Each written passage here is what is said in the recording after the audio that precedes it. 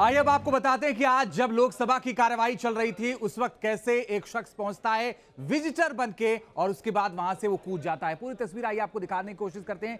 ये सदन है, इस वक्त लोकसभा की कार्यवाही उस वक्त चल रही थी और दर्शक दीर्घा को आप देखिए, ये शख्स दर्शक दीर्घा में है और अचानक से कार्यवाही देखते हुए वो कूद जाता है वहां से और उसके बाद वो धीरे धीरे उसी टेबल पर कूदने लगता है। वो आगे आता है, आगे आने के बाद वो स्मोक स्टिक निकालता है और वहां से उसको खोल देता है।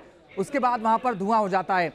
लेकिन लोकसभा की ये कार्रवाई उस वक्त चल रही थी, वक्त रहा होगा तकरीबन 12:30 बजे का और इसी दौरान ये पूरी स्थिति देखने को मिली, ये पूरी घटना देखने को मिली। अब आपको बता दें, ये देखिए दर्शक दीर्घा है, यहां पर जो विजिटर्स होते हैं यानी जो सांसद होते हैं वो लिख करके देते हैं, विजिटर पास देते हैं। उनके विजिटर पास से जो विजिटर आते हैं वो इस दर्शक दीर्घा में बैठते हैं और जो लोकसभा की कार्यवाही होती है उसको देख सकते हैं। हर बार ये होता है, हालांकि आज के बाद से अब विजिटर्स नहीं पहुंच पाएंगे, अगले आदेश तक इस पर रोक लगा दी गई है। लेकिन हुआ भी यही, ये पूरी तैयारी के साथ शख्स पहुंचा हुआ था और कहा यह जा रहा है कि इसका नाम सागर है और वहां पर उसने कूद करके और वहां पर स्मोक स्टिक से धुआं कर दिया। उसके बाद सांसदों ने उसे पकड़ लिया और उसके बाद उसे पुलिस के हवाले कर दिया और पूरी जांच चल रही है। लेकिन फिलहाल ये स्थिति थी और यही हुआ था तकरीबन 12:30 बजे। वैसे इस घटना में राहत की बात यह रही कि किसी भी अनहोनी से पहले संसद में दहशत पैदा करने वाले सभी चारों लोगों को गिरफ्तार कर लिया गया। लेकिन सवाल ये उठता है कि ये चारों लोग हैं कौन? तो ठीक से समझ लीजिए। संसद भवन में दहशत मचाने वाले 4 किरदारों में से पहला किरदार है सागर शर्मा, जो मैसूर के सांसद प्रताप सिम्हा की सिफारिश पर बनाए गए पास पर आया था। इसके साथ संसद भवन के अंदर प्रदर्शन करने वाले दूसरे शख्स का नाम है मनोरंजन, जो कर्नाटक के मैसूर का ही रहने वाला है। जबकि संसद परिसर में उत्पात मचाने वाले महिला का नाम है नीलम, जो हिसार की रहने वाली बताई जाती है। जबकि इसके साथ उत्पात मचाने वाले युवक का नाम है अमोल, जो महाराष्ट्र के लातूर का रहने वाला है। एक नहीं जाते थे, 2 लोग थे, जंप करके आए और जहां कोई बैठते नहीं है, गैलरी से नहीं भागे, सीटों को कूदते हुए चले गए। 6-7 एमपी ने भाग के हम लोगों ने पकड़ा, कूदकर सदन के अंदर उतर गए और हाथ में कुछ थी, उसे भारी भड़कम मतलब गैस निकलते थे। ऊपर गैलरी में भी हर रो में सिविल ड्रेस में सिक्योरिटी के लोग रहते थे। अगर कोई हिलने की यूज करता था वहीं पकड़ लेता था। अब कोई अपॉइंटमेंट ही नहीं हो रहा है। नए temple of democracy, in the mother of democracy पे इस तरीके का हमला होता है, ये दिखाता है सिक्योरिटी ब्रीच है और उस पर कार्रवाई होनी चाहिए। हैरान करने वाली बात यह है कि जिन लोगों ने प्रदर्शन किया वो देश के अलग अलग हिस्सों के रहने वाले नजर आते हैं। प्रदर्शन करने वाला एक शख्स महाराष्ट्र का है, जबकि एक कर्नाटक का रहने वाला। वहीं संसद के बाहर प्रदर्शन करने वाली महिला नीलम हरियाणा के हिसार की रहने वाली है।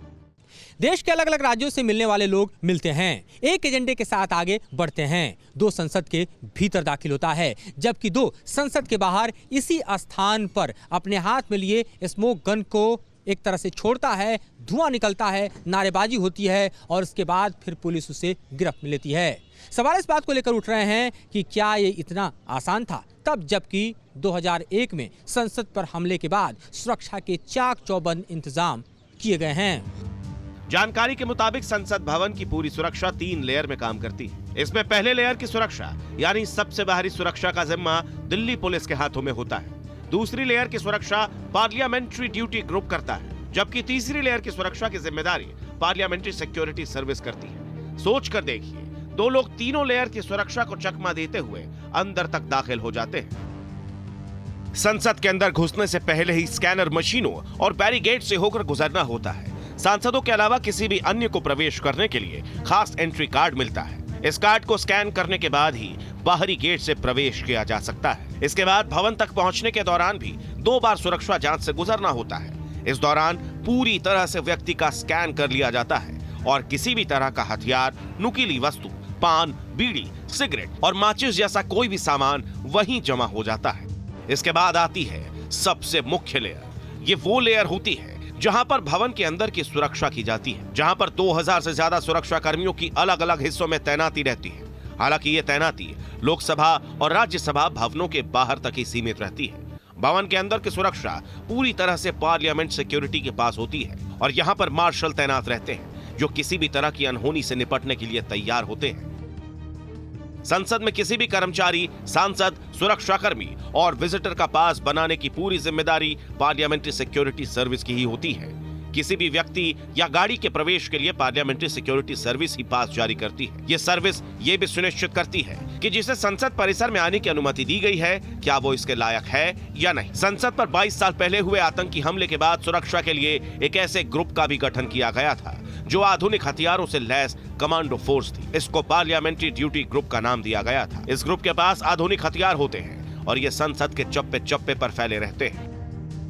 इस ग्रुप के सुरक्षा कर्मियों को सीआरपीएफ से लिया जाता है और ये केवल 4 साल के लिए ही इस सर्विस में आते हैं और बाद में सीआरपीएफ में वापस लौट जाते हैं। ये सभी स्पेशल कमांडोज होते हैं।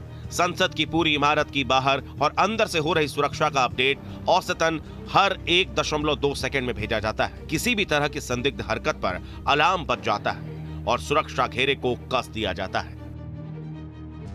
यकीनन ये सुरक्षा में चूक का बहुत बड़ा मामला है। मामला गंभीर इसीलिए भी है क्योंकि संसद भवन पहले से आतंकियों के टारगेट पर रहता है। बावजूद इसके संसद में इस तरह का उत्पात मचाना कई सवाल पैदा करता है। मसलन, क्या संसद की सुरक्षा की एक बार फिर समीक्षा होनी चाहिए? फिलहाल इस घटना को देखते हुए संसद भवन में विजिटर पास से एंट्री पर रोक लगा दी गई क्योंकि हिसार की रहने वाली आरोपी नीलम के घर पर भी पुलिस ने पूछताछ की है। इसके अलावा कर्नाटक में रहने वाले मनोरंजन के घर पर भी पुलिस पहुंची। पूरे मामले की गहराई से जांच की जा रही है, तभी इस घटना का पूरा सच सामने आ पाएगा। दिल्ली से मधुरेंद्र कुमार और मोहित राज दुबे के साथ रुमानुल्लाह खान, टीम न्यूज नेशन।